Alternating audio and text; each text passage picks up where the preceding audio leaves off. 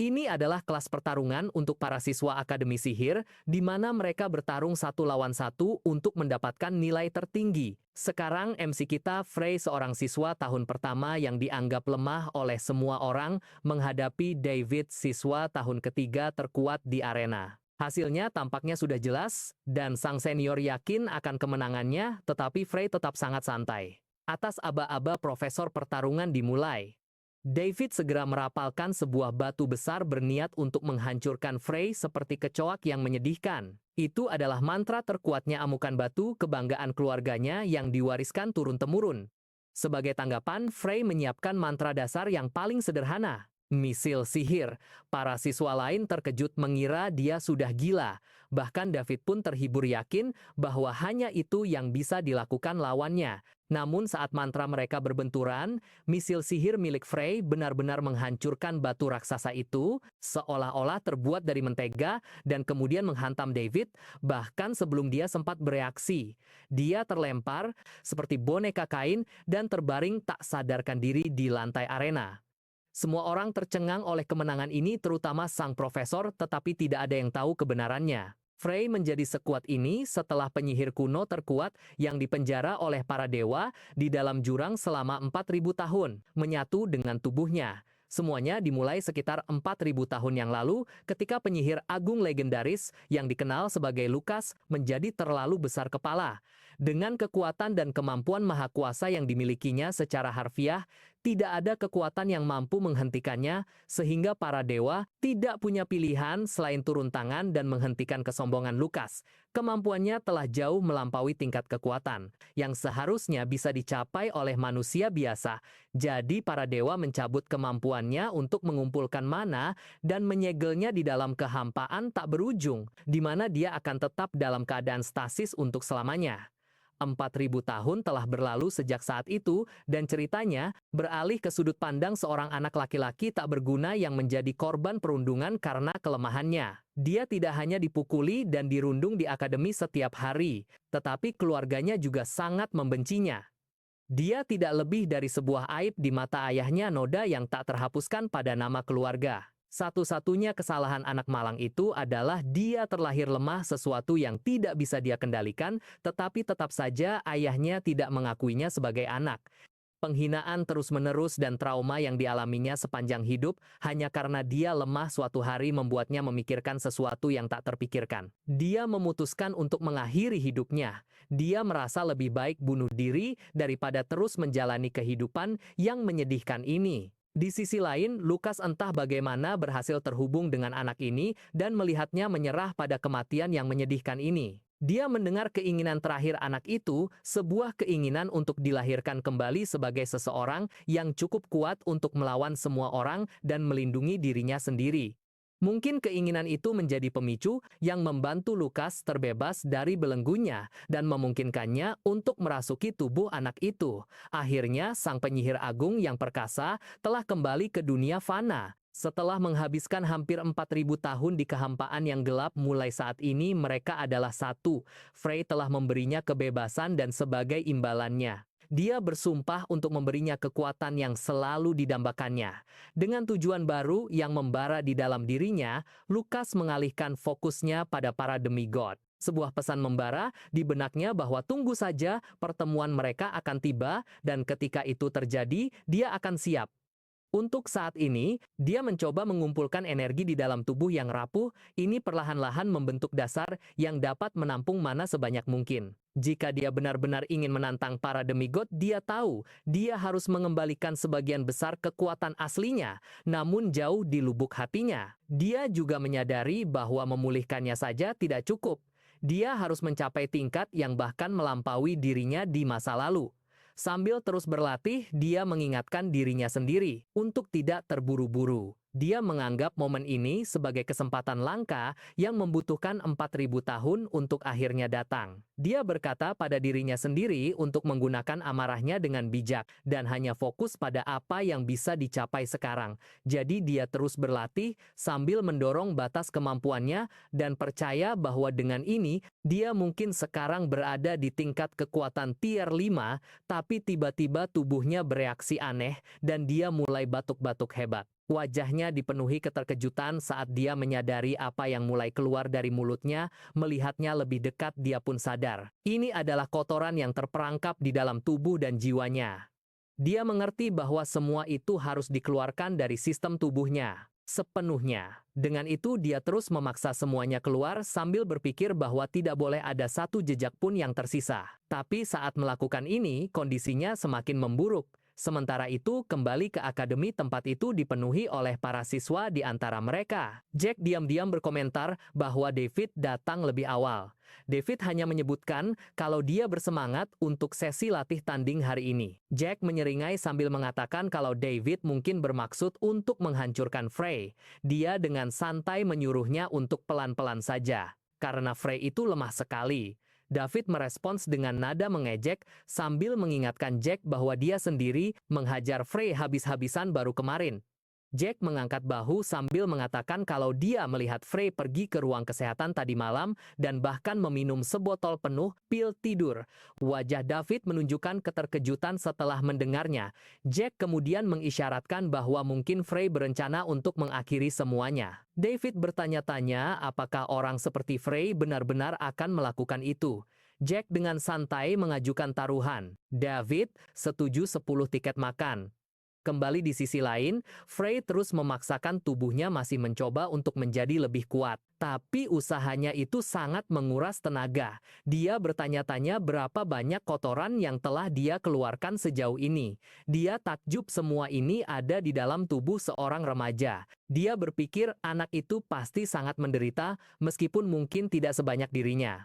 Kemudian saat merasakan laparnya, memuncak, dia memutuskan untuk makan. Di ruang makan utama akademi, para siswa berkumpul untuk makan. Frey tiba dan langsung melahap makanan tanpa menahan diri. Semua orang menatapnya dengan bingung. David bertanya-tanya dengan keras apakah Frey sudah kelaparan berhari-hari. Sementara itu Frey mencicipi makanan itu dan dalam hati mengagumi betapa lezatnya. Dia terus makan sambil menikmati setiap suapannya. Sudah 4.000 tahun sejak terakhir kali dia merasakan sesuatu, jadi segalanya terasa sangat nikmat baginya. Dia merasa supnya kaya rasa dan memuaskan, dan dia terus makan seolah tidak ada hal lain yang penting. Para siswa di sekitarnya tetap terkejut sambil berbisik-bisik, sementara Frey berpikir tentang bagaimana cita rasanya, seolah meleleh di mulutnya. Sambil melirik ke sekeliling, dia melihat kerumunan siswa muda dan mulai berpikir bahwa secara teknis usianya sudah lebih dari 4.000 tahun, namun disinilah dia akan mengambil pelajaran sihir tingkat pemula bersama anak-anak. Pikiran itu terasa konyol, tapi dia tahu itu tidak bisa dihindari. Mengingat pengetahuannya saat ini tidak ada cara untuk mengisi celah ribuan tahun secara instan. Yang lebih penting, dia sadar harus terlebih dahulu memahami dunia seperti apa yang telah terbentuk selama ketidakhadirannya. Dengan pemikiran itu dia pun pergi. Saat dia membuka pintu kelas, dia mendapati para siswa sudah ada di dalam dan memperhatikannya. David bersorak keras dengan gembira, dengan bangga mengklaim 10 tiket makannya.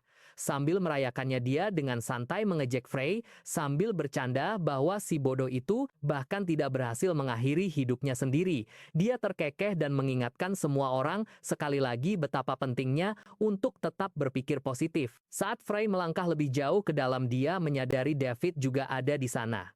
Tepat pada saat itu, David mencoba menjegalnya menggunakan kakinya. Namun Frey menyadari gerakan itu dan tidak jatuh. David menatapnya menyeringai dan menyapanya dengan nada mengejek. Frey memperhatikan David dalam diam sambil bertanya-tanya apakah orang ini mungkin adalah temannya. Saat dia berdiri diam, Jack tiba-tiba datang dan menjambak kepalanya sambil menuntut 10 tiket makan dan mengklaim dia kalah taruhan karena Frey masih hidup dan sehat walafiat. Jack berteriak kencang sementara Frey yang kebingungan mencoba memahami situasinya. Dia mulai berpikir, siapa pria gempal ini dan kenapa dia memukul kepalanya seolah-olah mereka akrab. Dilihat dari kelakuannya, Frey ragu mereka berteman. Tapi dia berpikir bahwa tidak peduli, zaman apapun selalu ada saja orang yang bertingkah konyol seperti ini. Tiba-tiba dia merasakan Jack menyentuh wajahnya dan rasa merinding yang aneh menjalari tulang punggungnya. Dia mulai bertanya-tanya apakah dia gemetar ketakutan, tapi rasanya aneh untuk merasa gugup di depan seseorang yang begitu menyedihkan. Jack sambil bertingkah aneh kembali menuntut hadiahnya dan menghina Frey dengan suara keras sambil mengangkat tangannya untuk memukul. Namun sebelum telapak tangannya mendarat, Frey tiba-tiba membalas. Sekerumunan siswa terkesiap terkejut dengan apa yang baru saja mereka saksikan. Banyak yang mulai berbisik-bisik, sambil bertanya-tanya apakah mereka benar-benar melihat Frey melawan Jack barusan. Frey kemudian menyadari bukan hanya satu orang, tapi 3 orang yang telah mendorongnya ke dalam penderitaan dan menghancurkan hidupnya. Situasinya menjadi lebih jelas baginya. Jack yang menolak untuk mundur menyerang Frey lagi dan mencoba melancarkan pukulan lain. Namun bahkan sebelum tangannya sampai Frey mengangkat dirinya ke udara dan membalas dengan kekuatan penuh. Jack terhempas ke lantai, membuat seluruh ruangan terpana melihat pemandangan itu. Bisikan memenuhi ruangan saat semua orang bereaksi bertanya-tanya apakah Jack benar-benar pingsan begitu saja. Merasa tenang, setelahnya Frey diam-diam merenung betapa konyolnya berkelahi dengan seorang bocah. Dia menganggapnya sebagai hadiah spesial yang diantar cepat sambil mengingatkan dirinya sendiri bahwa dia seharusnya adalah Archmage terkuat dalam sejarah. Lalu tanpa memedulikan kerumunan yang terkejut, dia mulai berjalan keluar ruangan. Saat dia melangkah pergi, gumaman terdengar di belakangnya.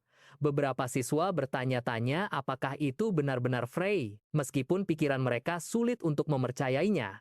Tepat saat semua ini terjadi, seorang profesor masuk ke dalam kelas dan menuntut untuk tahu apa yang sedang terjadi. Para siswa dengan cepat merespons menjelaskan bahwa Jack tiba-tiba pingsan dan tidak bergerak sejak itu.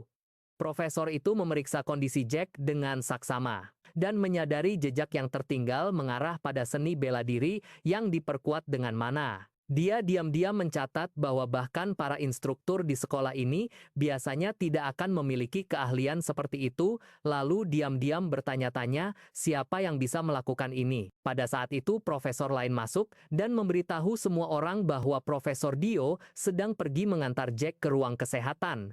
Selama dia tidak ada, dia Profesor Kevin yang akan mengambil alih kelas. Untungnya nyawa Jack tidak dalam bahaya, dia hanya menderita gegar otak ringan dan seharusnya akan baik-baik saja menjelang malam.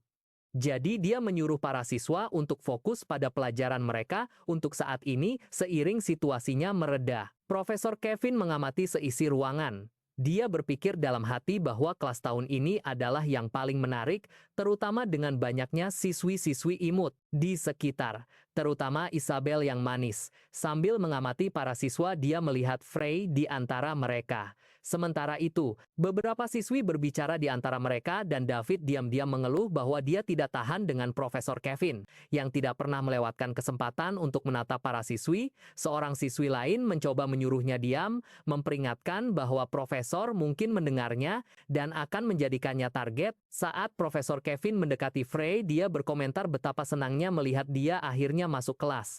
Dia mengamati Frey dan mulai berpikir bahwa dia pernah percaya Frey hanya lemah secara fisik, tapi juga mengira setidaknya dia akan menjadi siswa berprestasi. Sekarang sepertinya Frey hanyalah pembuat onar lain yang suka bolos kelas. Frey menjawab dengan santai, sambil mengatakan dia mungkin sibuk dengan urusan lain. Para siswa bergumam di antara mereka sambil menyebutnya pecundang. Mereka bilang sudah jelas dia menghindari kelas karena dibully. Sang profesor menimpali sambil menyiratkan kalau Frey pasti punya urusan yang lebih penting daripada menghadiri pelajarannya. Frey mengangkat bahu sambil bilang kalau dia mungkin sedang dalam fase pemberontak para murid terkikik dan Dave memperingatkan mereka untuk tetap diam sebelum profesor menyadarinya. Sang profesor juga terkekeh sambil mengakui kalau Frey mungkin benar soal fase pemberontak itu. Dia meyakinkan mereka kalau dia bukanlah orang tua keras kepala yang menganggap kelasnya adalah hal terpenting di dunia. Meskipun begitu, dia bertanya pada Frey apakah dia sudah mengikuti pelajarannya. Lalu dengan senyuman dia mengusulkan sebuah kuis singkat. Jika Frey gagal menjawab salah satu pertanyaannya, dia harus bertanggung jawab penuh karena membolos dan menerima hukuman yang setimpal. Lalu dia mengajukan pertanyaan pertama, kalau dia ingin tahu nama peralatan yang dikenakan oleh Godfist Kasagin. Frey menatapnya dengan kaget, matanya terbelalak saat dia mendengar nama itu sambil berpikir kalau dia tidak pernah menyangka akan mendengar nama Kasagin keluar dari mulut sang profesor. Sekitar 4.000 tahun sebelumnya saat Kasagin terus berlatih untuk mempertajam kekuatannya, dia berlatih tanpa henti. Sambil menggunakan kemampuan dan kekuatannya, di sekelilingnya area itu penuh dengan suara dan gerakan, dan di tengah semua itu, Lukas mendekatinya dan dengan santai memperingatkannya untuk pelan-pelan, sambil menunjukkan kalau dengan begini, dia bisa meratakan semua gunung di sekitar. Dia bercanda kalau hewan-hewan liar tidak akan punya tempat tinggal jika dia terus seperti ini, atau mungkin dia berencana membangun rumah baru untuk mereka semua. Kasagin sejenak meliriknya sambil menyapanya, seolah-olah mereka sudah lama tidak bertemu, tapi segera mengalihkan fokusnya kembali ke latihannya. Lukas diam-diam duduk dan berkomentar bagaimana, bahkan setelah bertahun-tahun, Kasagin sepertinya masih lebih tertarik pada disiplin daripada bertemu teman lama. Kasajan bilang dia sudah merebus teh dan menyuruhnya minum. Lukas menggerutu sambil bilang dia seharusnya tidak mengharapkan apapun yang lebih baik dari si kepala otot itu. Dia menggodanya kalau dengan begini Kasajan bisa berakhir mati sendirian. Menghentikan gerakannya, Kasagin membalas bilang kalau dengar siapa yang bicara. Sebagai balasan, Lukas bertanya, apa maksudnya itu? Sambil menambahkan kalau dia tidak pernah kesulitan mendapatkan perhatian. Kasagin menjawab, dengan nada tenang menjelaskan, kalau romansa adalah pemikiran yang berbahaya, hal itu mengganggu keseimbangan seseorang dan ketika seseorang gagal menahan emosinya, bahkan berdiri teguh pun menjadi sulit. Lukas memutar bola matanya dan menyuruhnya berhenti dengan nasihat kunonya. Kasajan kemudian menyebutkan, bagaimana seorang seniman bela diri sejati harus memandang wanita seperti menatap batu benar-benar tanpa perasaan. Dia menambahkan, kalau itu berbeda untuk orang seperti Lukas Stroeman, seorang art mage. Saat mereka saling bertatapan, Kasagin akhirnya memberi isyarat ke arah teh dan berkomentar kalau batu yang cantik pun bisa terlihat indah, jadi Lukas sebaiknya minum saja tehnya. Kembali ke masa sekarang, Frey mendengar nama Godfist Kasajan dan mulai berpikir. Dia kaget karena si bodoh yang dulunya berlatih sangat keras, sampai-sampai otaknya mungkin ikut berotot, entah bagaimana menjadi legenda setelah 4.000 tahun. Sementara Frey tetap diam. Sang profesor mempertanyakan kenapa dia lama mengejeknya, kalau mungkin Frey bahkan tidak tahu jawabannya. Isabel memperhatikan adegan itu dan diam-diam berpikir kalau profesor berhasil menyudutkannya.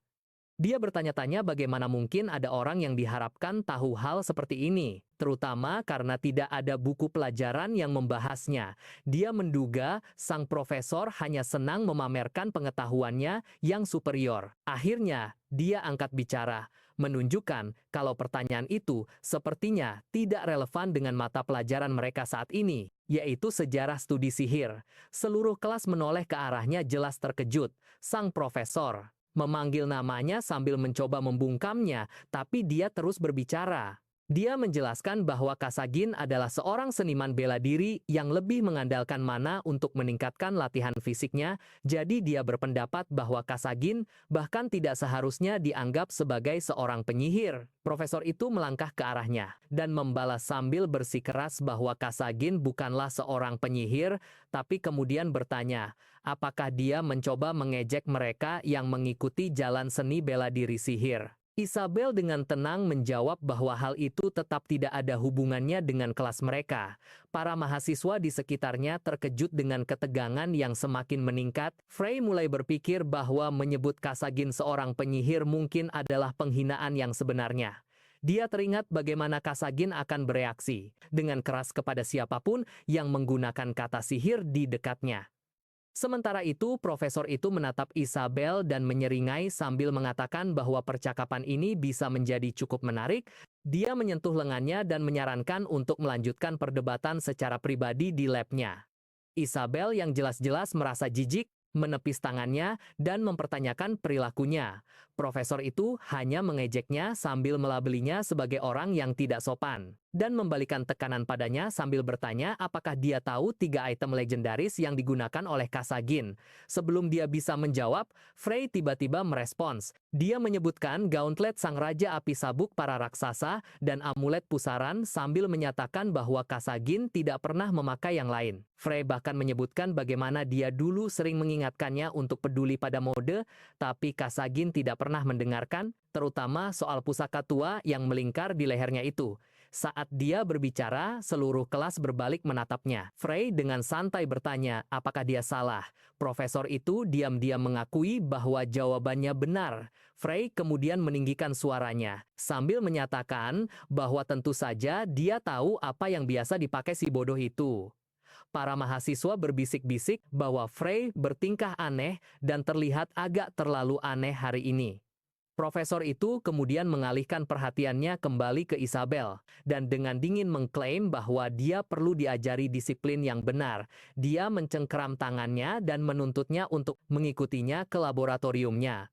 Melihat semua ini, Frey melangkah maju dan berbicara dengan tenang. Dia mengingatkan profesor itu tentang sesuatu yang selalu dikatakan Kasagin, bahwa ketertarikan pada lawan jenis adalah pikiran tak berguna yang mengacaukan nalar seseorang. Seorang seniman bela diri sejati seharusnya melihat wanita seperti mereka melihat sebuah batu. Mereka yang mengejar hasrat akan kehilangan pandangan akan tugas mereka dan pada akhirnya bahkan tidak bisa berdiri sendiri dan menjadi lebih rendah dari binatang buas.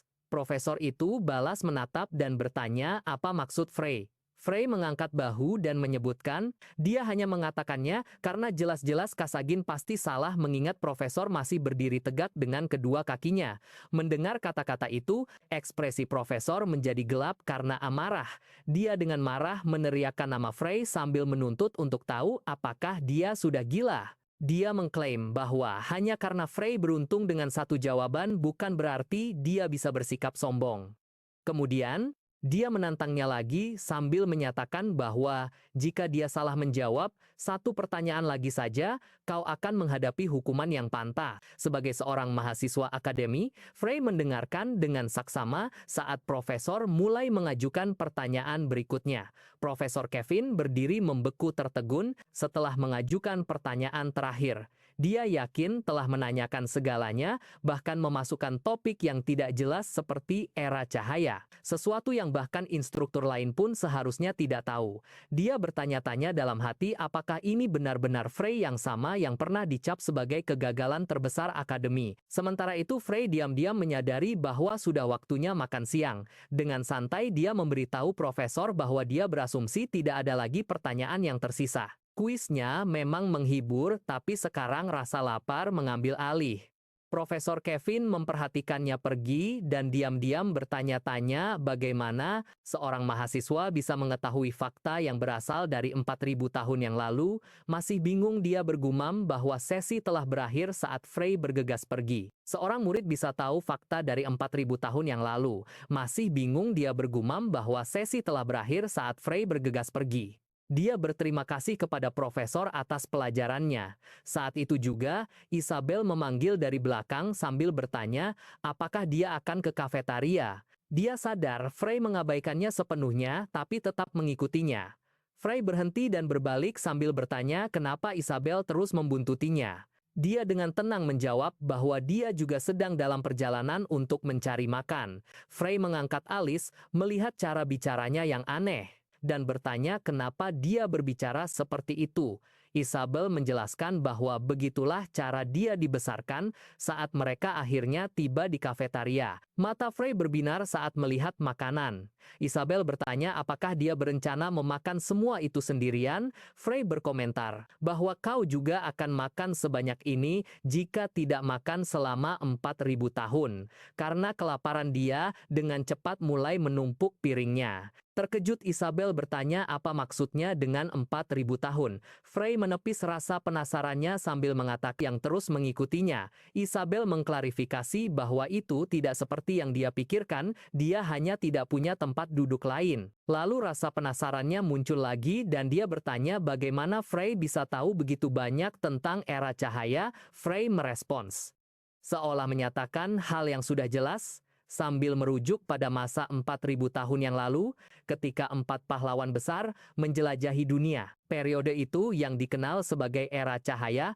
menandai puncak kekuatan sihir lebih kuat dari era manapun setelahnya. Dia merenung dalam diam betapa mengecewakannya bahwa bahkan setelah berabad-abad penelitian sihir tidak berkembang malah mundur.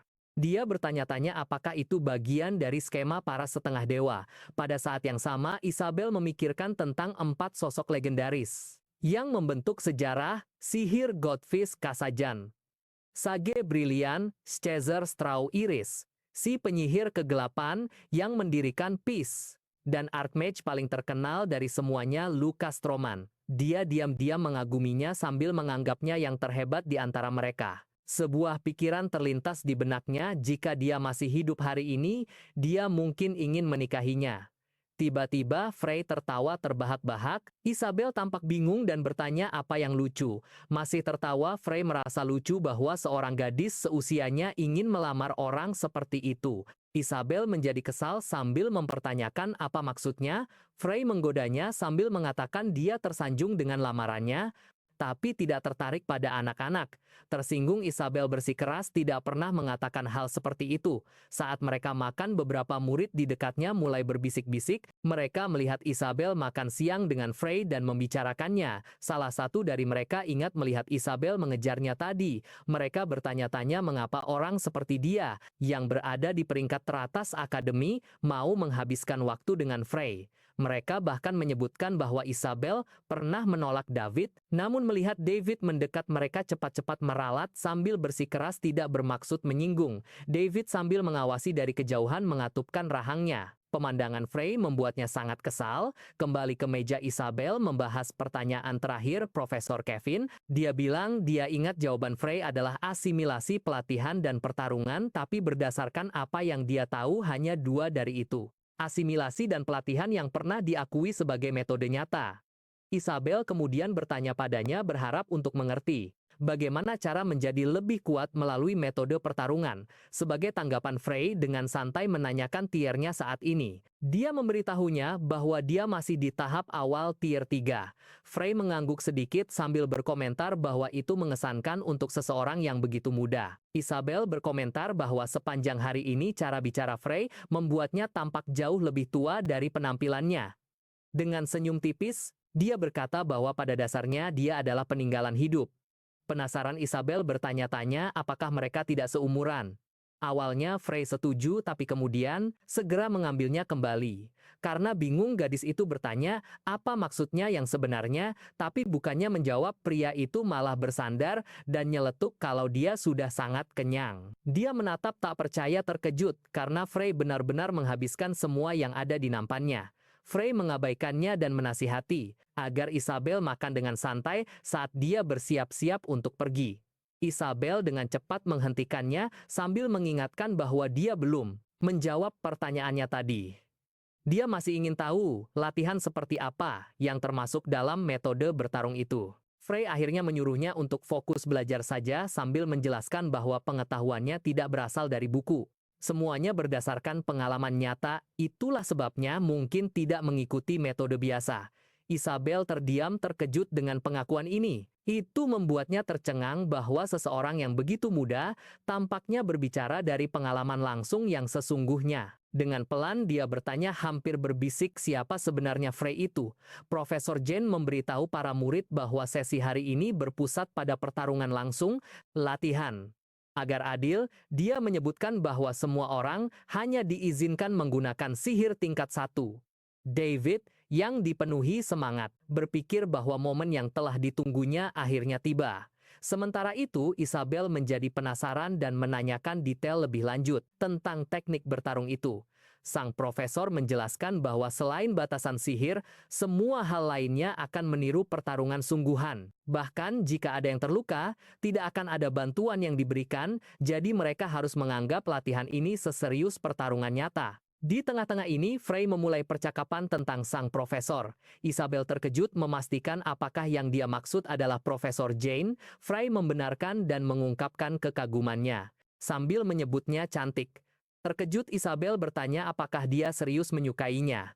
Frey dengan santai setuju, dan menyuruh Isabel untuk belajar dari keanggunan Jane sambil menyebutnya sebagai pesona wanita dewasa. Isabel yang kesal berkomentar bahwa seleranya seperti orang tua. Tak lama kemudian, Profesor Jane mengumumkan pertandingan pertama David melawan Frey. Keduanya berdiri tegap saling berhadapan.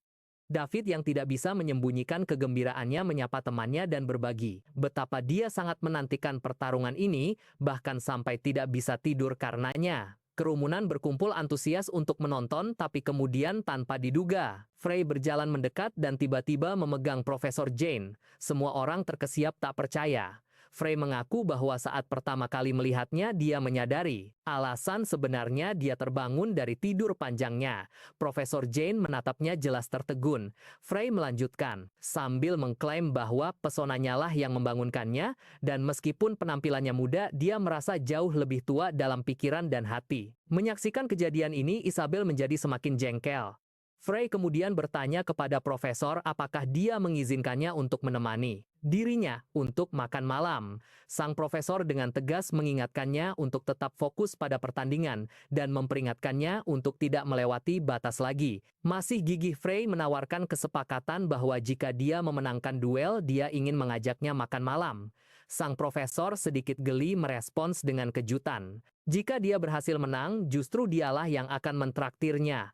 Dia menganggapnya sebagai janji. Tiba-tiba Frey tersadar. Dia menyadari betapa memalukannya adegan itu dan mengingatkan dirinya sendiri untuk tenang. Dalam hati, sang profesor mengingatkan dirinya sendiri bahwa tertarik pada seorang murid adalah sesuatu yang tidak boleh dia biarkan. Sementara itu, David menoleh ke Frey. Dengan ekspresi tidak percaya di wajahnya, dia bertanya apakah Frey sudah benar-benar gila terkejut dengan seleranya yang aneh, lalu hampir mengejeknya. Dia bertanya-tanya apakah Frey hanya mencoba membuat profesor membatalkan duel. Frey dengan tenang menyangkal motif semacam itu. Namun, David menjadi semakin kesal dan bertanya, apakah Frey bahkan bisa tidur nyenyak karena dia terlihat sama sekali tidak menyadari keseriusan situasi ini. Tanpa ragu, dia menyatakan rencananya yang brutal, yaitu untuk menghancurkan leher Frey terlebih dahulu dan mematahkan setiap anggota tubuhnya satu persatu. Dengan begitu, Frey tidak akan bisa menyerah atau bahkan berteriak. David mengingatkannya lagi bahwa ini akan menjadi kali terakhir dia bisa berdiri dengan kakinya sendiri. Frey tanpa gentar menunjukkan bahwa tidak ada sihir tingkat 1 yang bisa menyebabkan kerusakan sejauh itu, tapi David hanya menjawab dengan namanya, seolah-olah itu saja sudah cukup untuk menjelaskan segalanya. Lalu tanpa sepatah kata pun dia merapalkan amukan batu. Semua orang yang menonton langsung tertegun, keterkejutan menyebar di antara kerumunan dan banyak yang mulai bertanya-tanya apakah dia benar-benar akan bertindak sejauh itu. Pada saat itu, Isabel menoleh ke arah Profesor Jane sambil bertanya, bukankah peraturannya seharusnya membatasi mereka hanya pada sihir tingkat 1? Profesor Jane dengan tenang menjelaskan bahwa tidak ada yang salah dengan mantra itu yang melanggar peraturan. Masih bingung, Isabel mempertanyakan bagaimana teknik seperti itu bisa diizinkan dalam batasan yang ada. Sebagai tanggapan, David menjelaskan bahwa mantra itu adalah teknik unik yang diwariskan melalui garis keturunannya, itu adalah bagian dari warisan keluarganya. Sebuah kemampuan yang kuat, namun dalam kondisi tertentu itu memenuhi syarat sebagai sihir tingkat 1. Frey kemudian berkomentar bahwa sihir garis keturunan mewakili kebanggaan dan sejarah sebuah keluarga. David memilih untuk menggunakannya hanya untuk menyakiti seseorang, tapi David dengan cepat membalas sambil mengejeknya dan bertanya apakah dia tiba-tiba merasa takut. Namun Frey menyangkal rasa takutnya. Tanpa penundaan lebih lanjut, Frey merapalkan misil sihir sekali lagi. Para penonton terkesiap tak percaya saat dia melihat ledakan bercahaya itu terbentuk. Frey sejenak mengagumi warnanya yang cerah. Para penonton mulai berbisik-bisik di antara mereka sendiri sambil mencoba mencari tahu mantra macam apa itu sebenarnya. David tertawa terbahak-bahak, jelas merasa geli. Dia mengejek pilihan Frey sambil mempertanyakan apakah itu benar-benar mantra terkuat yang bisa dia keluarkan untuk melawan amukan batu. Dia bergumam bahwa seharusnya dia tidak mengharapkan sesuatu yang lebih baik dari Frey sejak awal. Tapi saat itu juga ketika misil sihir menghantam David tiba-tiba terlempar ke belakang dengan kekuatan besar. tubuhnya menghantam tanah dengan keras dan sekarang tidak bisa bergerak dengan benar, dia terbaring di sana gemetar kesakitan. Semua orang berdiri membeku tak percaya pada apa yang baru saja terjadi, bahkan Profesor Jane pun terdiam tanpa kata. Pada saat itu David akhirnya menyadari tidak ada lagi yang bisa dia perdebatkan. Sementara itu mendengar keributan dari kejauhan, Farhan dengan penasaran bertanya pada Dalman tentang suara itu. Sebagai tanggapan, Dalman menyebutkan bahwa para siswa kelas C sedang mengadakan duel sihir mereka sore itu. Frey yang jelas-jelas marah menghadapi David dan mengatakan kepadanya bahwa dia seharusnya merasa malu karena menggunakan sihir garis keturunan dengan cara yang memalukan. Dia menyamakannya dengan menghina warisan keluarganya sendiri, lalu sambil mengingat ancaman David sebelumnya tentang menghancurkan pita suara dan mematahkan anggota tubuh, dia mengejeknya. Tapi David yang sekarang ketakutan memohon belas kasihan dan memintanya untuk berhenti. Masih belum puas, Frey menembakkan misil sihir lainnya. Dan dengan sinis bertanya, bukankah ini persis seperti yang ingin David lakukan? Dia bertanya, apakah David tidak menikmatinya lagi? Saat itu Isabel akhirnya turun tangan sambil menunjukkan bahwa ini sudah keterlaluan. Dia menoleh ke Profesor Jane sambil mendesaknya untuk mengakhiri duel karena pemenangnya sudah jelas. Tapi Profesor dengan tenang menjawab bahwa lawannya belum menyerah. Isabel memprotes bahwa David tidak bisa bicara lagi. Meski begitu, Profesor Jane mengingatkannya bahwa meskipun ini adalah simulasi, duel harus diperlakukan seperti pertarungan sungguhan. Dia mengulangi perkataannya dengan tegas sambil menjelaskan bahwa para penyihir harus siap menghadapi bahaya secara langsung tanpa mengharapkan pertolongan setiap kali mereka dalam masalah. Dia terlihat tidak senang. Dia mengkritik orang-orang sepertinya yang menyebut diri mereka penyihir dan mengatakan karena merekalah dunia menjadi seperti ini. Dan hampir seperti bercanda, Frey mengklaim dia tidak akan menghancurkan semua anggota tubuh David, hanya kakinya saja karena dia adalah orang yang sangat baik hati. Menyadari dia baru menghancurkan satu kaki sejauh ini, dia dengan cepat meluncurkan misil sihir lainnya ke arah David. Mengamati pertandingan itu, Dalman menyadari bahwa Frey mungkin adalah mahasiswa tahun pertama dan terlihat cukup terkesan. Dia mendengar orang lain berkata bahwa Frey mengalahkan David sepenuhnya dalam duel itu. Salah satu dari mereka mengatakan bahwa seseorang dari kelas yang sama menyaksikannya secara langsung. David dikirim kembali ke kediaman keluarganya dengan kaki patah dan tenggorokan hancur. Mereka bertanya-tanya apakah kehidupannya sebagai penyihir kini telah berakhir. Banyak yang mengingat perilaku sombong David dan merasa lega sekarang setelah dia pergi. Mereka mempertanyakan bagaimana seseorang seperti Frey yang dianggap pecundang berhasil mengalahkannya seseorang, bahkan bercanda tentang kemungkinan Frey membuat kesepakatan dengan iblis. Kemudian Dalman mendekati Frey dan mengkonfirmasi identitasnya. Frey menjawab sambil bertanya tentangnya. Dalman memperkenalkan dirinya sebagai mahasiswa tahun keempat bernama Dalman Milrose Frey, mengakuinya sebagai seniornya Dalman, kemudian mengundang Frey untuk bergabung dengan Troman Rings. Awalnya Frey tampak bingung dengan nama itu. Dalman menjelaskan bahwa Troman Rings adalah organisasi mahasiswa yang mewakili Akademi Westroad, itu bukan kelompok terbuka. Hanya individu terpilih yang diizinkan bergabung. Dia dengan bangga menunjukkan sebuah cincin kepada Frey sambil menunjuk pada rune-rune yang ada. Diukir oleh pengrajin ahli Prodeus, dia menyoroti bahwa cincin itu terbuat dari emas murni dan akan meninggalkan bekas gigitan jika diuji. Dalam hati, Frey menganggap seluruh ide itu konyol. Dia bertanya-tanya apakah menggunakan nama orang lain tanpa persetujuan mereka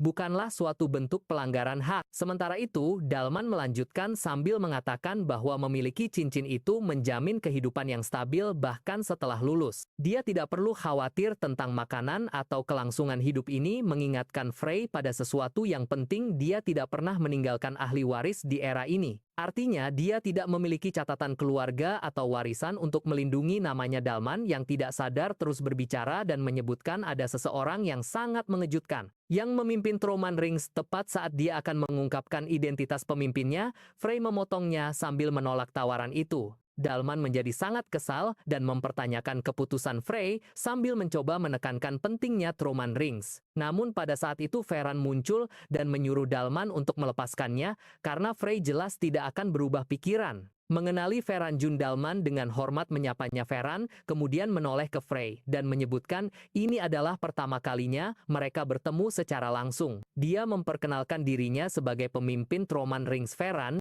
menyatakan penyesalan atas nama Dalman. Namun pada saat yang sama dia menyampaikan niatnya untuk meyakinkan Frey agar menjadi bagian dari Truman Rings. Frey diam-diam mencatat bahwa Ferran telah maju cukup jauh untuk seseorang seusianya. Meski begitu dia menolak tawaran itu sambil berkomentar bahwa tidak ada keuntungan nyata baginya untuk bergabung dengan organisasi aneh seperti itu. Dia menambahkan bahwa dia tidak mencari imbalan atau bagian apapun, dan dengan itu dia dengan santai pergi. Mendengar ini Dalman menjadi kesal dan berteriak menyebut Frey tidak sopan dan bertanya beraninya dia berbicara seperti itu, akan tetapi Ferran menyuruhnya untuk tenang. Setelah itu Dalman menahan diri dan meminta maaf kepada Ferran sambil memilih untuk tetap diam. Sementara itu di sisi lain Profesor Jane menepati taruhannya dan membawa Frey untuk makan malam. Namun saat mereka tiba, dia memberitahunya tentang tamu tak terduga yang akan bergabung dengan mereka. Orang itu ternyata adalah Isabel. Frey yang jelas-jelas kesal mengingatkannya bahwa dia sudah menyuruhnya pergi dan menyuruhnya untuk meletakkan garpu dan berhenti makan seperti itu. Dia menjawab dengan tenang sambil meyakinkannya bahwa kehadirannya bukan karena khawatir tentang perilaku yang tidak pantas antara seorang profesor dan mahasiswa. Tiba-tiba, Frey berdiri dengan frustrasi sambil bertanya mengapa dia masih di sana dan menunjukkan betapa tidak sopannya dia. Isabel tanpa terpengaruh menjelaskan bahwa meskipun sudah mencari secara menyeluruh, dia tidak bisa menemukan informasi apapun tentang metode ketiga yang pernah dia sebutkan, dan karena dia menolak untuk mengajarinya, dia merasa tidak punya pilihan lain selain terus mengikutinya sampai dia menyerah. Hal ini mengejutkan Profesor Jane, terutama saat Isabel menyebutkan latihan melalui pertarungan. Jane mengenali istilah itu dan menghubungkannya dengan sebuah metode yang disebutkan dalam latihan Kasagin. Isabel mengonfirmasi bahwa dia juga mengetahuinya. Jane kemudian menjelaskan bahwa dia hanya mendengarnya secara samar-samar selama pertemuan penelitian sihir dan tidak pernah menemukan catatan apapun tentang itu, tidak peduli seberapa keras dia mencari. Dia sekarang menyadari bahwa Frey mungkin tahu tentang itu dan jika itu benar, dia akan sangat senang mendengar apa yang bisa dia bagikan. Frey diam-diam menyesap tehnya sebelum mendekat ke Profesor Jane dengan senyum miring yang santai. Dia menawarkan untuk mengajarinya sesuatu yang jauh lebih menarik daripada pelajaran biasa sambil menyarankan mereka melanjutkan percakapan di tempat yang lebih pribadi.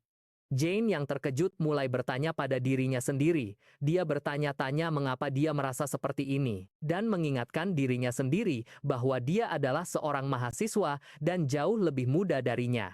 Tiba-tiba, Isabel yang menyaksikan momen itu meledak kaget berteriak pada mereka dan menuduhnya memiliki niat tidak tahu malu terhadap sang profesor.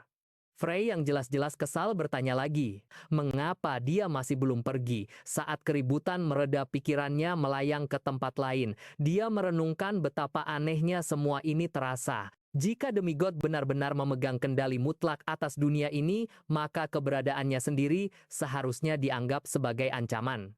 Dia merenungkan gagasan bahwa sekarang mereka seharusnya sudah menghapus setiap jejak masa lalu mereka, namun bahkan setelah 4.000 tahun, tidak ada yang mencoba mengubah atau menghapus sejarah yang mengelilinginya Kasajan Caesar atau Iris.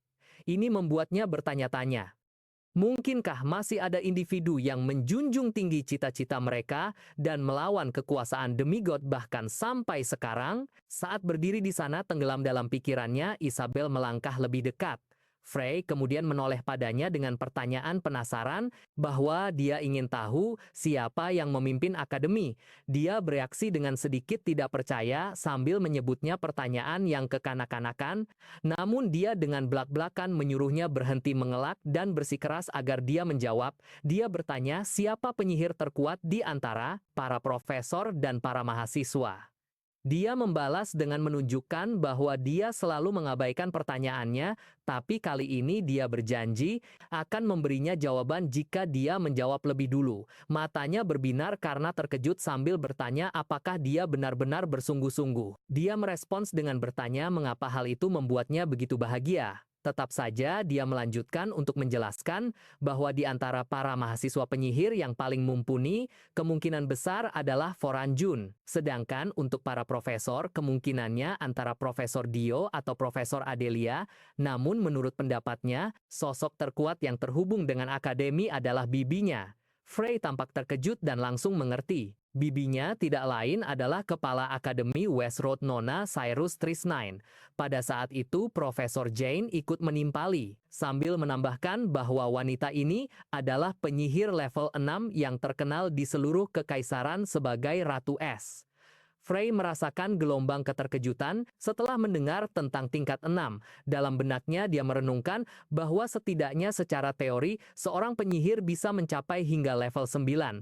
Namun sejarah hanya membisikkan tentang satu orang yang mungkin mencapai level itu dan itu terjadi hampir 3000 tahun yang lalu. Tapi karena tidak ada bukti nyata untuk mendukung kisah-kisah lama itu, keyakinan umum tetap bahwa tier 8 adalah batas yang sebenarnya. Meski begitu hanya 10 penyihir di seluruh dunia yang pernah menjadi Archmage setingkat itu, jadi kemungkinan besar gagasan seseorang mencapai level 9 hanyalah sebuah mitos. Dia kemudian mengalihkan pikirannya sambil menebak bahwa penghalang raksasa yang mengelilingi akademi mungkin dipasang oleh ketua dewan sendiri. Jane, sebagai tanggapan, memberikan jawaban yang tidak jelas, mengisyaratkan bahwa itu mungkin saja benar. Frey merasa sulit untuk menerima hal itu. Menurutnya penghalang serumit itu seharusnya bukanlah sesuatu yang bisa dipasang oleh seorang penyihir tier 6. Pada saat itu dia teringat upaya Farhan untuk merekrutnya ke dalam Trauman Rings. Rasa tidak nyaman mulai tumbuh di dalam dirinya, semuanya tampak terlalu terhubung dengan baik. Nama Sirius Trauman melekat di benaknya. Dia menjadi yakin wanita itu memegang kebenaran yang sedang dia cari. Pada akhirnya, dia tahu dia harus bertemu langsung dengannya. Dengan pemikiran itu, dia memanggil Isabel, tapi berhenti di tengah jalan. Sesaat, keraguan menyelimutinya. Dia menyadari bahwa sampai dia memahami seberapa dalam pengaruh demigod di dunia ini, dia tidak bisa melibatkannya dalam masalahnya. Bahkan mungkin akan tiba saatnya dia harus melawan ketua dewan sendiri. Untuk saat ini dia memutuskan, lebih baik fokus untuk menjadi lebih kuat. Mencapai tier 7 harus menjadi langkah berikutnya. Ketika Jane mendengar ini, dia dengan santai menyebutkan bahwa jika dia cepat, dia mungkin bisa mencapai level itu dalam 10 atau bahkan 20 tahun. Tapi Frey dengan tenang menjawab, menyatakan bahwa jika dia mulai bekerja serius, sekarang dia seharusnya bisa mencapainya pada akhir liburan mendatang. Matanya terbelalak tak percaya, jelas terkejut oleh kepercayaan dirinya. Namun dia menjawab dengan nada sedikit geli sambil mengakui bahwa terkadang bualan kosong punya cara aneh untuk menjadi kenyataan. Dia menambahkan bahwa bermimpi besar itu bagus. Tanpa peringatan, Frey bergerak mendekat melingkarkan lengannya di sekelilingnya dan meyakinkannya bahwa tujuannya tidak hanya besar tapi akan melampaui apapun yang bisa dia bayangkan. Dia kemudian menyarankan mereka mencari tempat yang lebih pribadi untuk melanjutkan pembicaraan. Jane yang gugup mencoba menghentikannya dan pada saat itu dia tiba-tiba teringat bahwa dia adalah muridnya. Pada saat yang sama, Isabel yang telah menyaksikan semuanya terjadi terlihat semakin kesal. Dengan nada tajam, dia menyatakan bahwa jika dia memilih untuk terlibat dalam hal yang tidak pantas dengan seorang profesor, dia tidak akan ragu untuk melaporkan masalah itu langsung kepada bibinya. Frey yang jelas-jelas kesal, menggumamkan betapa dia tidak suka anak-anak kecil yang menyebalkan. Isabel mendengarnya dan menuntut untuk tahu apa yang baru saja dia katakan. Kemudian sambil berpaling ke Jane, dia bertanya apakah Jane juga mendengar hal yang sama. Akan tetapi Jane mengabaikannya dan mengklaim tidak mendengar apa-apa. Sementara itu, Frey kembali tenggelam dalam pikirannya. Dia sadar dia tidak boleh terburu-buru melakukan segalanya dengan perlahan. Langkah demi langkah adalah cara yang akan membawanya ke tujuannya dengan cara tercepat. 2 minggu berlalu dan ketika David tiba, semua orang di sekitarnya terkejut melihatnya. David yang dipenuhi amarah terus mengoceh tentang bagaimana seseorang berani mengganggunya. Dia tidak mengerti bagaimana itu bisa terjadi, tapi dia menolak menerima kekalahan di tangan seseorang yang dia sebut pecundang. Dia bersumpah akan balas dendam dan memastikan orang yang bertanggung jawab menyesal telah dilahirkan. Saat dia terus menggumamkan ancaman, dia mengklaim sedang mengumpulkan semua temannya untuk balas dendam. Sebelum hal lain terjadi, Frey langsung meluncurkan Magic Missile. Dalam sekejap, David terlempar ke depan dan terbanting keras ke tanah. Pemandangan itu membuat semua orang terdiam terutama karena hidungnya yang patah dan beberapa luka lainnya. Tidak lama kemudian, profesor memberitahu para siswa bahwa David telah dipulangkan untuk pulih sepenuhnya. Sambil mengatakan itu adalah kabar terbaru yang dia terima. Kemudian Frey mulai merasa tidak tertarik lagi. Dia berpikir dalam hati bahwa dia tidak pernah benar-benar menyangka sejak awal tidak berharap banyak dari para siswa ini. Tetap saja dia setidaknya berharap mereka akan memberikan perlawanan. Padahal ini seharusnya Akademi Great West Road salah satu sekolah sihir peringkat atas, tapi sekarang semuanya terasa merepotkan. Dia sadar kalau dia butuh latihan pertarungan sungguhan jika ingin mengatur seberapa besar output, mana yang bisa dia kendalikan dengan menggunakan tubuh Frey. Saat dia terus berjalan, tiba-tiba seseorang menghentikannya.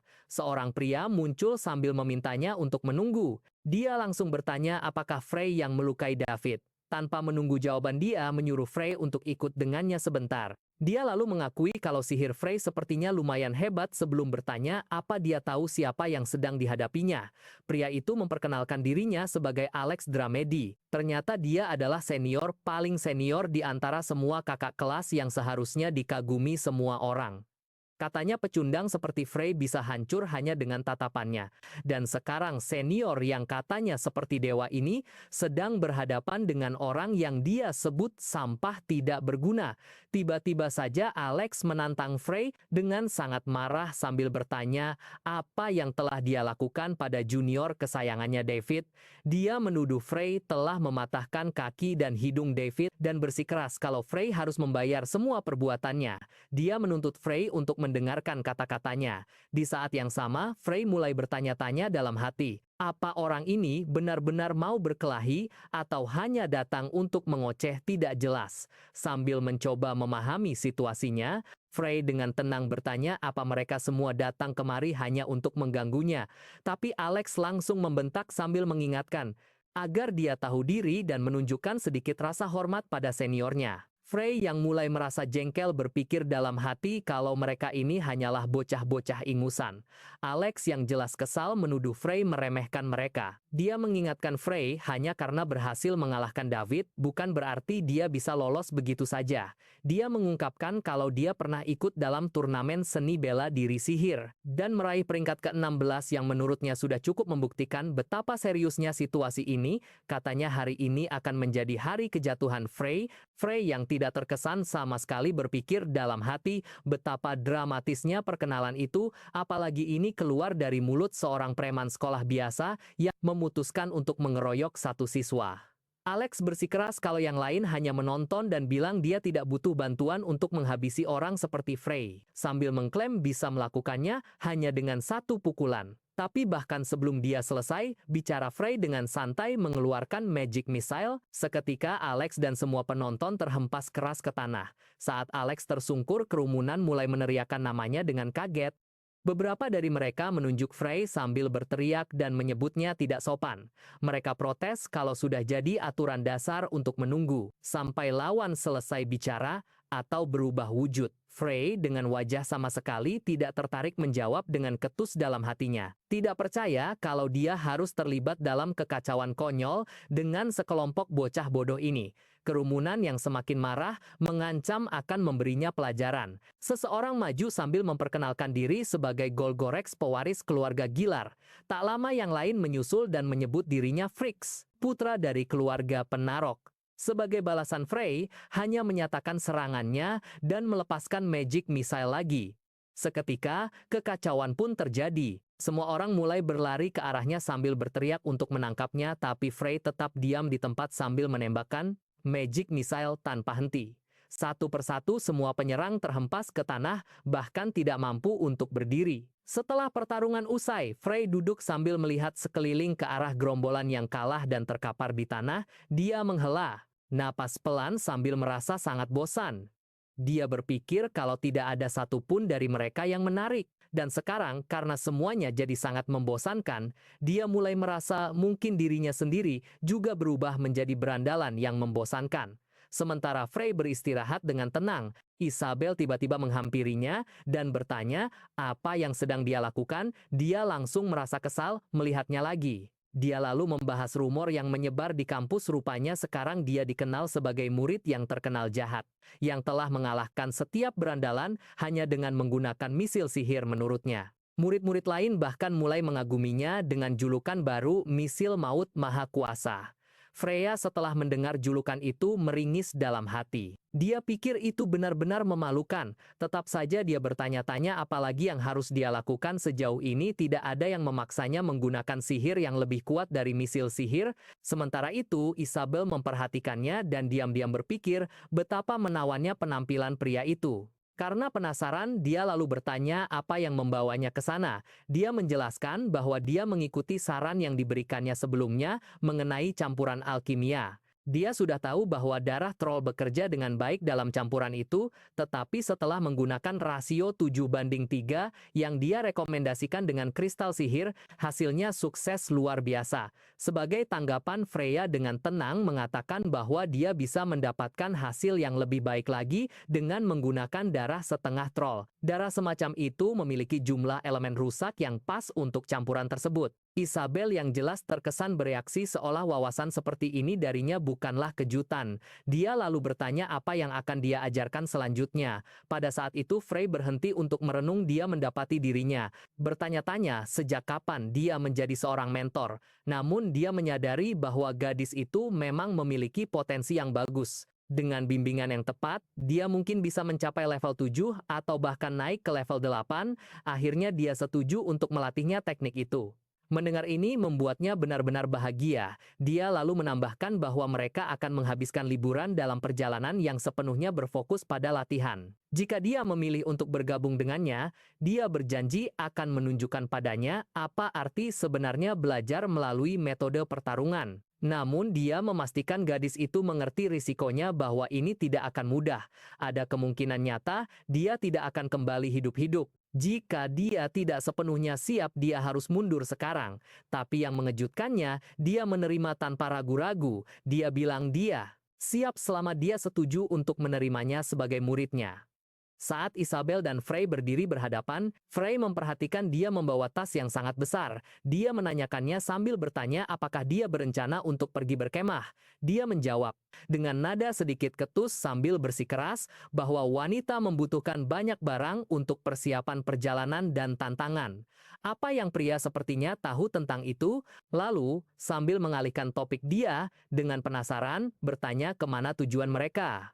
Frey dengan santai menyebutkan bahwa dia mempertimbangkan untuk pergi ke Mapti, Hispania. Hal itu membuat Isabel terkejut. Dia bereaksi dengan kaget mengatakan bahwa gunung itu terkenal, berbahaya dan dipenuhi monster-monster mengerikan. Frey membenarkannya dan bertanya apakah dia tahu rutenya. Isabel yang jelas-jelas terkejut sekali lagi mengakui bahwa dia selalu menemukan cara baru untuk mengejutkannya. Dia lalu mengeluarkan peta dari tasnya sambil menjelaskan bahwa jika mereka menggunakan gerbang warp dari Hispaniola, perjalanan mereka seharusnya memakan waktu sekitar setengah hari untuk mencapai gunung itu. Dia menambahkan bahwa dia pernah mendengar desas-desus tentang betapa mematikannya makhluk-makhluk di sana. Frey menggodanya sambil bertanya apakah dia takut. Isabel menyangkalnya, memperingatkannya untuk tidak meremehkannya. Dia bersikeras bahwa dia tidak pernah sekalipun percaya petualangan ini akan mudah. Kemudian Freya menyinggung soal gerbang warp yang dia sebutkan tadi. Isabel menjelaskan bahwa itu adalah teknik sihir untuk teleportasi jarak jauh. Frey yang tertegun menganggapnya mengesankan dan mengakui hal-hal seperti itu tidak ada 4.000 tahun yang lalu. Bingung, Isabel mengulangi angka itu. Frey yang tenggelam dalam pikirannya, merenung dalam diam sambil mengakui bahwa meskipun penguasaan sihir mereka mungkin telah menurun, mereka telah menciptakan alat-alat sihir yang sangat praktis. Pantas saja penyihir zaman sekarang tidak begitu kuat, tapi tetap saja menciptakan sesuatu seperti gerbang warp benar-benar menakjubkan. Memecah keheningan, Isabel berkomentar bahwa ada satu kekurangannya, yaitu biayanya mahal. Hal itu menarik perhatian Frey. Dia bertanya, apakah mereka benar-benar harus membayarnya? Isabel merasa keterkejutannya lucu dan menjawab kalau itu sudah jelas. Fry lalu menanyakan harganya. Dia memberitahunya bahwa jarak dari Chaos Infonia ke Hispaniola itu jauh, jadi biayanya mungkin sekitar 10 koin emas. Terkejut, Fry sadar dia hanya punya tabungan 1 koin emas. Dia bertanya pada dirinya sendiri bagaimana bisa seorang bangsawan sepertinya jadi semelarat ini. Isabel yang merasakan perubahan ekspresinya bertanya apakah dia baik-baik saja. Fry tiba-tiba terpikir kalau Isabel mungkin kaya karena dia juga seorang bangsawan. Dia menatapnya dengan cemas dan bertanya-tanya apakah dia merasa tidak enak badan. Fry mencondongkan tubuhnya ke depan dan dengan penasaran bertanya berapa banyak uang yang dia punya saat ini.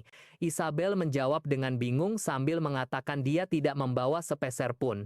Itu membuat Fry semakin terkejut. Dia menjelaskan bahwa hidup manja akan membuat malas dan karena ini adalah perjalanan latihan, dia sengaja meninggalkan uangnya. Fry memarahinya sambil menyuruhnya kembali dan mengambilnya, tapi dia menolak sambil mengatakan tantangan pertama mereka adalah mencari dana untuk perjalanan ini. Dia membalas perkataannya sambil menunjukkan perlengkapan kemah mewah yang dia bawa. Dia membela diri lagi sambil mengatakan kalau itu berbeda, seorang wanita harus selalu siap sedia. Dengan kesal, dia mengalihkan pembicaraan sambil berkata mereka mungkin akan menemukan solusinya begitu mereka sampai di ibu kota. Dia juga bertanya-tanya apakah Fry pernah bekerja paruh waktu. Ternyata keduanya belum pernah bekerja sebelumnya. Akhirnya mereka tiba di pelabuhan dan melihat sebuah kapal besar yang sedang berlabuh. Fry melihatnya dan bertanya-tanya apakah mereka bisa menaikinya secara gratis. Isabel memberitahunya bahwa itu hanya gratis untuk siswa Akademi West Road. Pantas saja banyak sekali siswa yang naik ke kapal. Fry berasumsi mereka pasti menyajikan makanan lezat di kapal dan membayangkan hidangan daging. Isabel menambahkan bahwa dia pernah dengar hanya makanan terbaik yang dibuat dengan bahan-bahan berkualitas tinggi yang disajikan di sana. Fry menjadi semakin bersemangat, sudah merasa lapar dan mengakui kalau dia benar-benar mulai menyukai akademi mereka. Saat itu juga manajer kapal memberitahu mereka bahwa kapalnya sudah penuh. Fry bereaksi dengan tidak percaya. Manajer itu memberitahu mereka bahwa kapal itu akan kembali dalam 4 hari, tapi menyarankan pilihan lain yaitu Cortez. Baik Isabel maupun Fry mengulangi nama itu karena tidak mengenalnya. Manajer itu menjelaskan bahwa meskipun tidak buruk, kapal itu tidak memiliki pesona yang sama. Isabel mengangkat bahu sambil berkata, "Ya mau bagaimana lagi?" Manajer itu melanjutkan sambil mengungkapkan bahwa Cortez akan mengambil rute yang lebih jauh dan akan singgah di dekat Geotanbul. Tapi kapal itu seharusnya tiba di Chaos Infonia dalam 5 hari. Kapal itu juga gratis untuk siswa. Fry berterima kasih padanya. Sementara itu di tempat lain di kapal Cortez, di dalam sebuah kabin sekelompok bajak laut sedang menikmati makanan mereka. Salah satu dari mereka memberitahu kapten bahwa persiapan sudah selesai. Kapten itu menjawab sambil mengatakan sudah waktunya berburu harta karun. Menyadari sesuatu yang aneh, kapten itu bertanya pada salah satu anak buahnya tentang kenapa dia mencopot matanya sendiri. Bajak laut itu membela diri sambil bersikeras bahwa penutup mata itu ikonik bagi bajak laut. Sang kapten bingung bertanya-tanya kenapa ada orang yang melakukan hal se-ekstrem itu hanya demi gaya.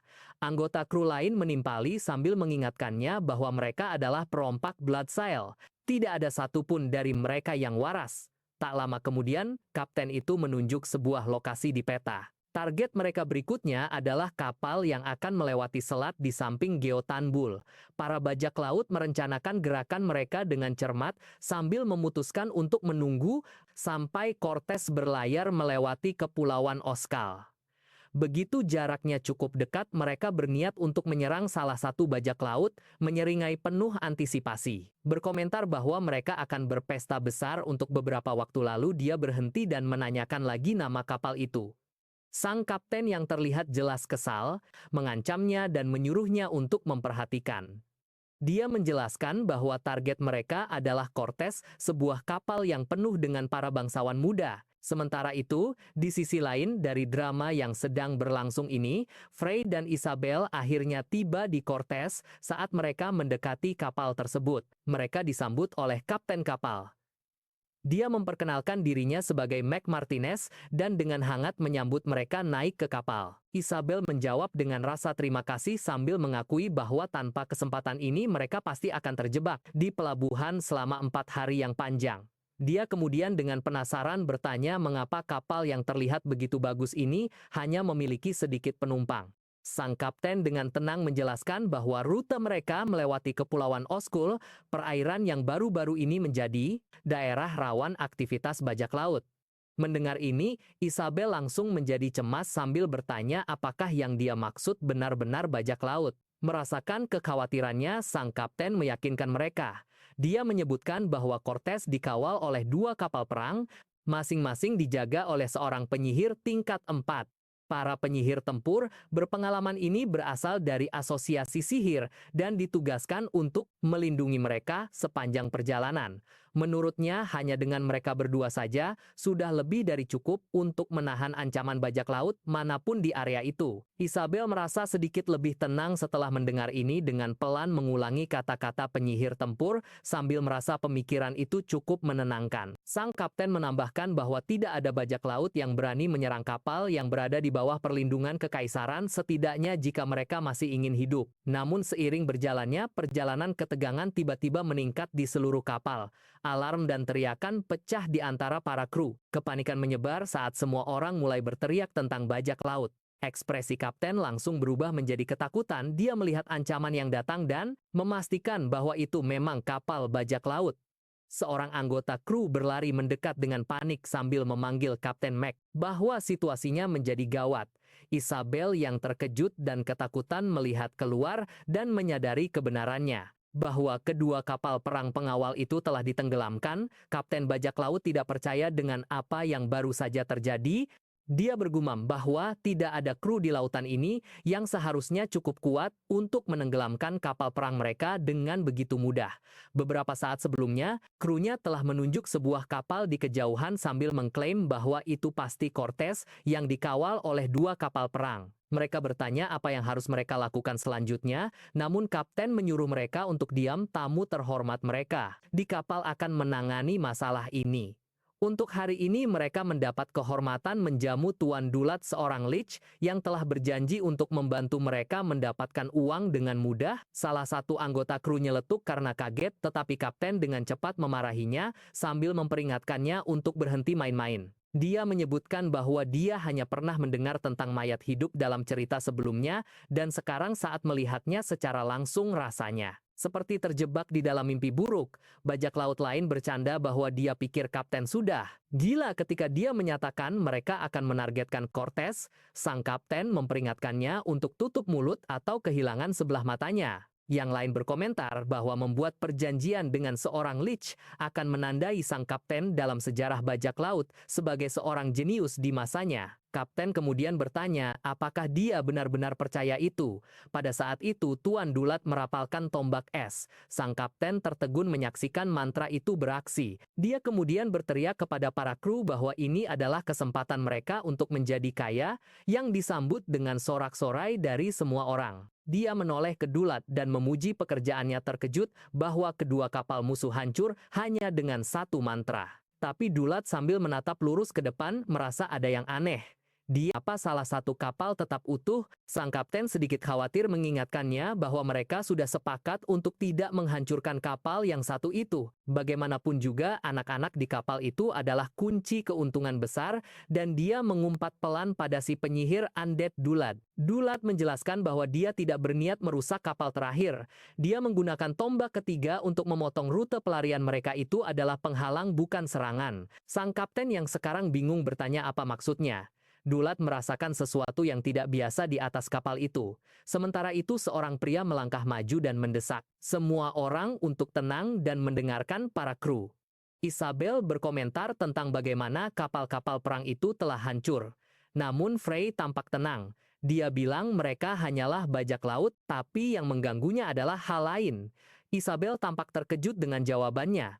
Dia memberitahunya bahwa meskipun ada 3 tombak yang memang dipanggil, salah satunya menghilang sepenuhnya. Dia kemudian bertanya apakah Frey yang melakukannya. Dia mengaku itu bukan perbuatannya. Meskipun dia merasakan kehadiran energi jahat, dia tidak bisa bereaksi tepat waktu. Dia merenung dalam diam sambil menyadari bahwa dia mungkin tidak jauh berbeda dari Isabel. Ketika energi itu melewatinya, pikirannya menjadi kosong. Sambil mengingatkannya pada trauma karena dikurung selama 4 milenium. Tetap saja dia meyakinkan dirinya sendiri bahwa meskipun rasanya mirip itu bukan berasal dari seorang demigod. Sebaliknya itu membawa bau busuk sihir undead. Isabel bertanya lagi jika bukan dia lalu siapa yang melakukannya Frey. Frey menjawab bahwa mereka tidak tahu, tapi karena kekuatan misterius itu melindungi kapal, mereka sudah sepantasnya mereka pergi menemui siapapun itu. Tiba-tiba para bajak laut menyerbu masuk. Kepanikan pecah saat orang-orang mulai berteriak tentang serangan anak-anak, menangis dan ketakutan menyebar dengan cepat. Seorang pria tua bergumam bahwa dia tidak menyangka ada begitu banyak musuh di kapal sekecil ini, terutama jika dibandingkan dengan Nautilus. Dia menghitung ada sekitar 40 siswa di kapal anak-anak kaya yang jelas berasal dari latar belakang bergengsi. Para bajak laut dipenuhi dengan kegembiraan serakah, bersiap untuk menyerang. Mereka menyapa para penumpang yang ketakutan sambil memanggil mereka pewaris bangsawan dari Akademi West Road dan memperkenalkan diri sebagai perompak layar darah yang terkenal kejam bajak laut lokal yang ramah. Seorang pria bertanya apakah mereka tahu kapal mana yang mereka targetkan. Kapten bajak laut itu menjawab dengan percaya diri sambil mengklaim bahwa mereka sangat sadar. Ini adalah kapal harta karun yang penuh dengan tahanan sempurna untuk ditukar dengan uang tebusan yang besar, tapi tiba-tiba seorang anak laki-laki muncul dari belakang sambil berteriak marah pada para bajak laut. Dia memperingatkan mereka bahwa mereka tidak mengerti sedang berurusan dengan siapa. Para penumpang di kapal ini adalah calon penyihir yang ditakdirkan untuk menjadi pengguna sihir yang kuat. Dia menyatakan bahwa para bajak laut telah memilih target yang paling buruk. Tepat pada saat itu, seorang pelaut mendesaknya untuk diam. Namun, sang kapten melemparkan pisau ke arahnya sambil mengejeknya dengan dingin. Dia berkata bahwa anak itu perlu disadarkan dari kenyataan dan mencemooh gagasan bahwa ada yang akan memberinya cukup waktu untuk merapal mantra. Anak itu berdiri membeku dan gemetar. Dari jarak dekat, Frey menyaksikan semuanya terjadi sambil diam-diam memperhatikan bahwa anak itu entah bagaimana mengubah jalur pisau itu. Jalur yang seharusnya berakhir di tenggorokannya. Frey bertanya-tanya mengapa dia naik ke kapal ini dan dalam hati memohon belas kasihan. Tapi saat matanya tertuju pada seorang pria di dekatnya, dia langsung mengenalinya. Pria itu adalah orang yang sama yang sebelumnya mencegah gunung es menenggelamkan kapal. Sementara itu, anak laki-laki dengan pisau di dekat lehernya gemetar sambil menyadari bahwa para bajak laut ini bukanlah musuh yang bisa dihadapi dengan mudah. Ferran kemudian bergerak mendekat sambil menasihatinya dengan tenang untuk tetap diam dan mencari perlindungan. Saat ketegangan meningkat, salah satu bajak laut menoleh ke kapten dan berkomentar bahwa dia meleset dari sasarannya. Kapten itu membentak balik sambil menyuruhnya diam. Dia bilang dia sengaja meleset, lagi pula anak itu adalah hadiah yang berharga.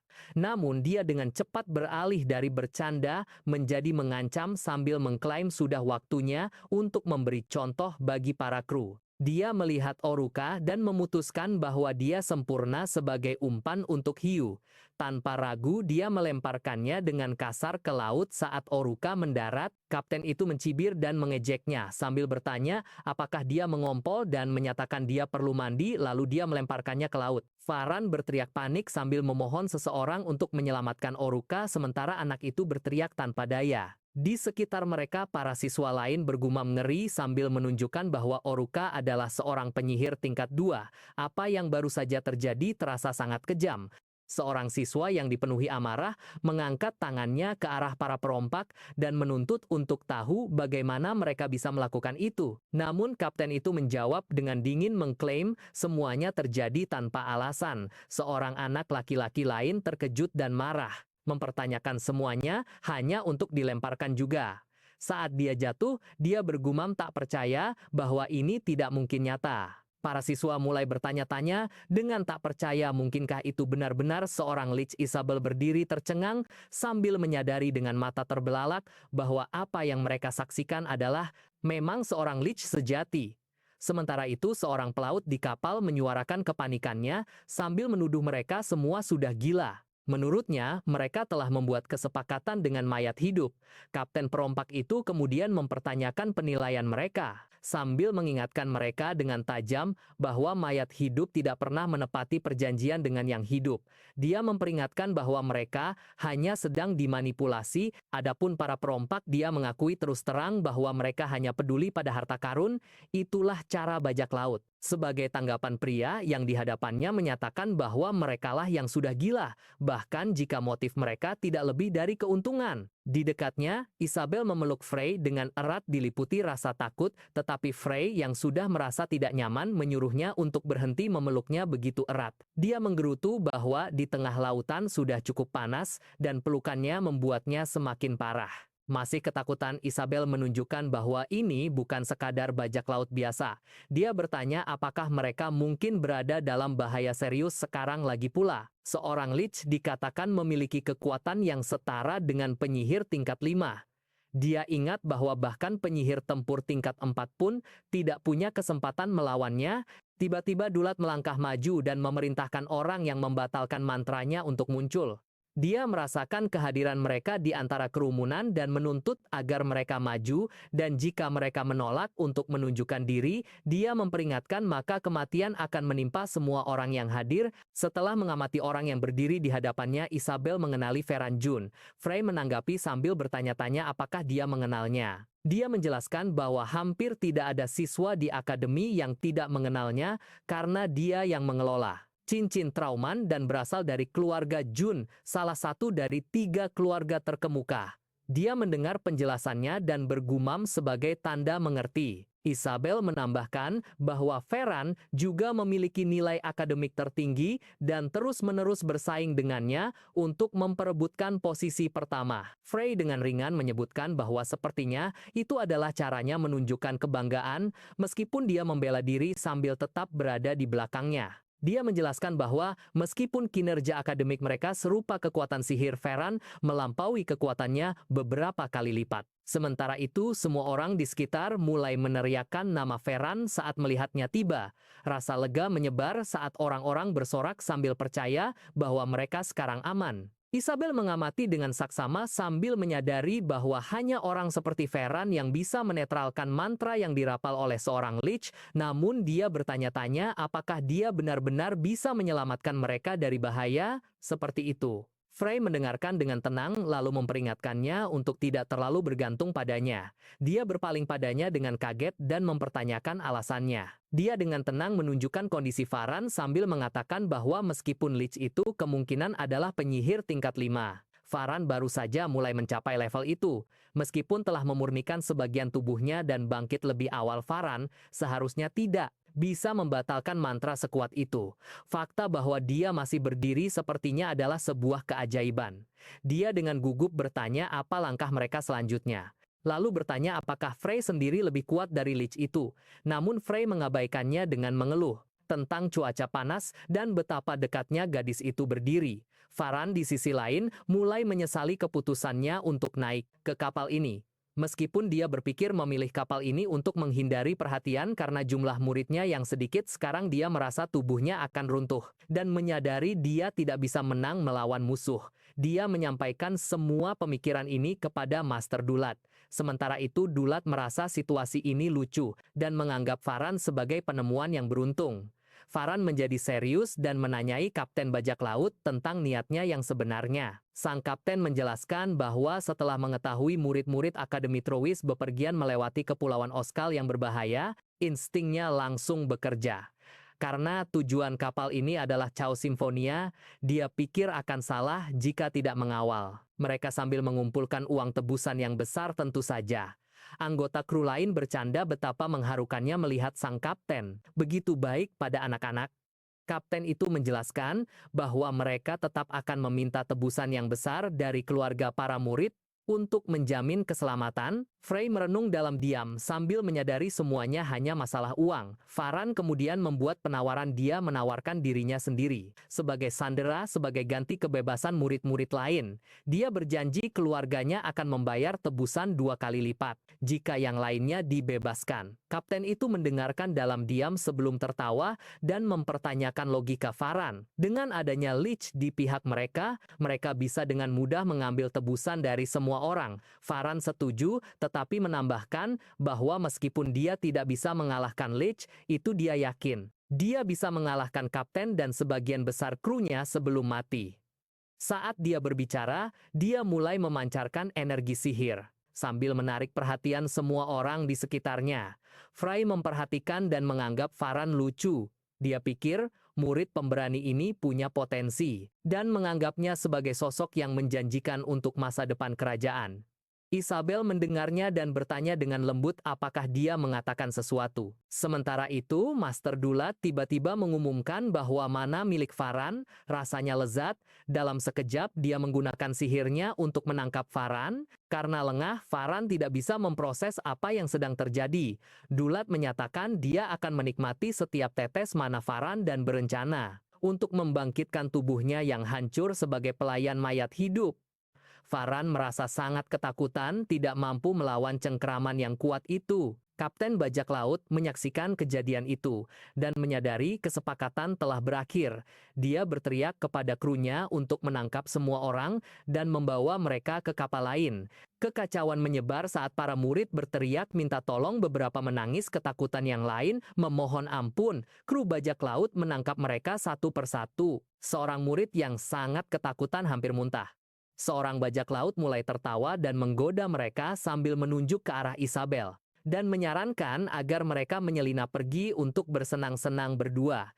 Dia berbicara padanya sambil menyuruh Frey menyingkir. Isabel yang bingung dan ketakutan bersembunyi di belakang Frey sambil berharap Frey akan melindunginya. Bajak laut itu terus menyeringai sambil meminta si kurus Frey untuk menyingkir. Frey menjadi kesal dan tetap diam pada awalnya.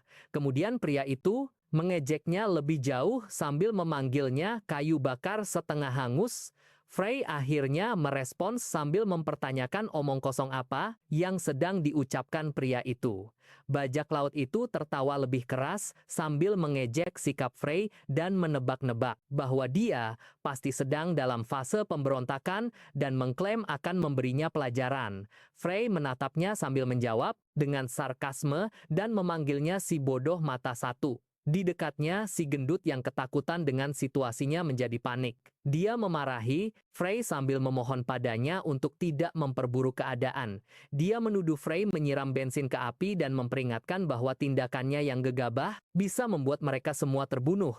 Frey menoleh padanya dan menyapanya dengan santai sambil menanyakan kabarnya. Bajak laut itu menjadi semakin marah karena obrolan santai mereka dan berteriak tentang orang-orang bodoh yang mati muda. Dia mengeluarkan sebuah senjata yang menebarkan ketakutan pada semua orang di sekitarnya.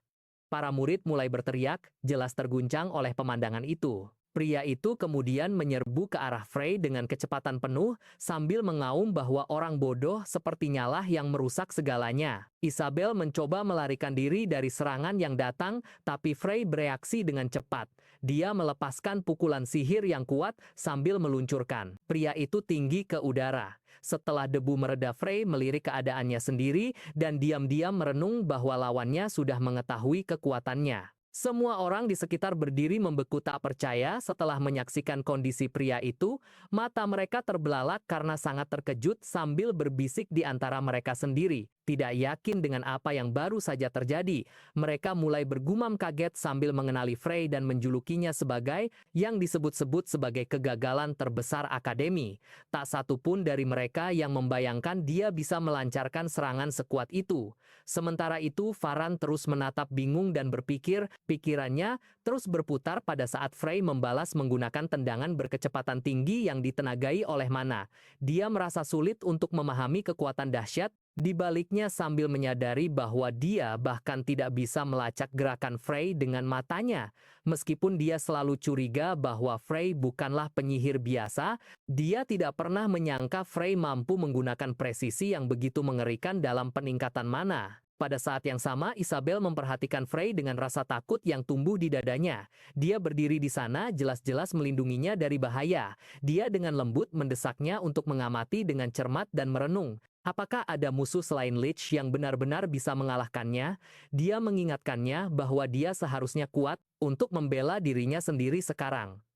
Saat kata-katanya sampai di telinganya, dia diam-diam menerima dan memahaminya. Tepat di depan, Frey berdiri tegap sambil menghadapi musuh-musuhnya yang tersisa. Salah satu dari mereka mulai bergumam bingung sambil menyentuh dahinya, seolah tidak yakin apa yang terjadi. Dia mengira dia pasti tersandung atau kehilangan keseimbangan karena terlalu terganggu oleh wanita itu. Namun saat dia terus mengoceh pada dirinya sendiri, Frey tiba-tiba muncul di depannya dengan kecepatan yang menakutkan.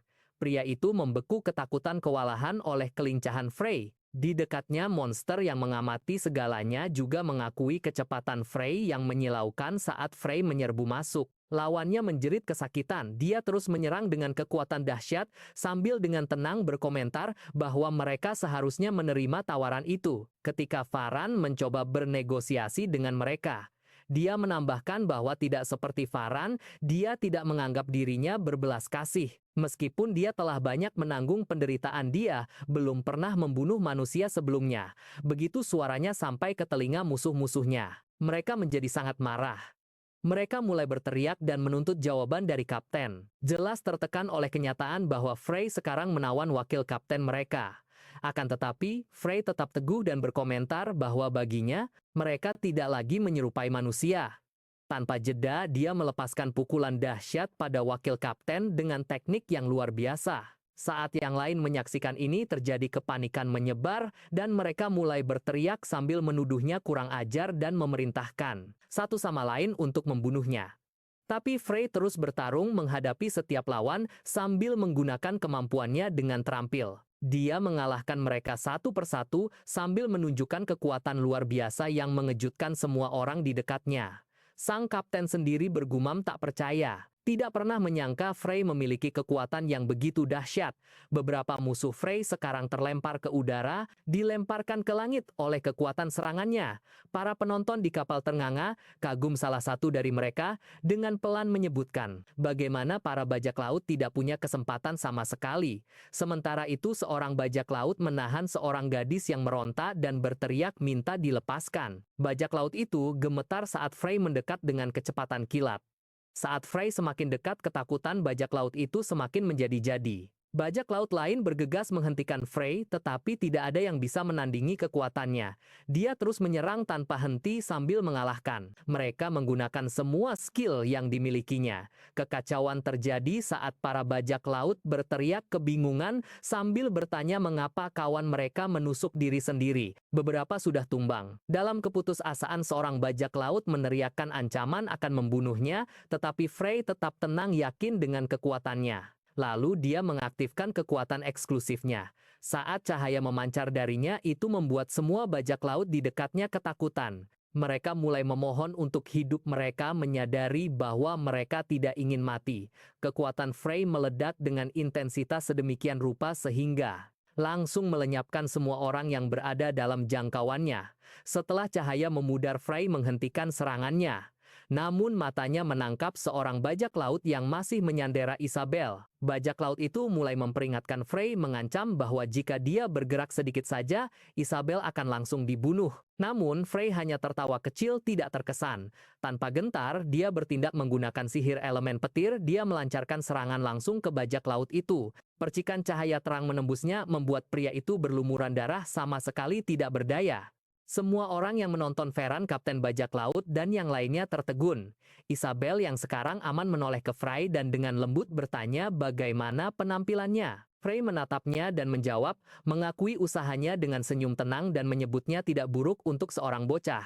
Isabel dan Frey sedang berbicara pelan ketika dia tiba-tiba membeku, terkejut mengenali kapten bajak laut yang berdiri di hadapan mereka. Sang kapten menatap mereka berdua dan sambil terkekeh berkomentar bahwa Frey dengan gerakannya yang cepat pastilah seorang penyihir elit dari kekaisaran yang berpura-pura menjadi seorang murid. Nada bicaranya mengejek, namun dia tampak terkesan. Akan tetapi Frey merasa jijik dan kesal dengan nada bicara kapten. Kapten itu kemudian mengusulkan gencatan senjata sambil dia yakin telah memanggil 3 tombak bukan 2. Dia bertanya-tanya mengapa itu tidak penting. Sebaliknya, dia mempertanyakan kegigihan Isabel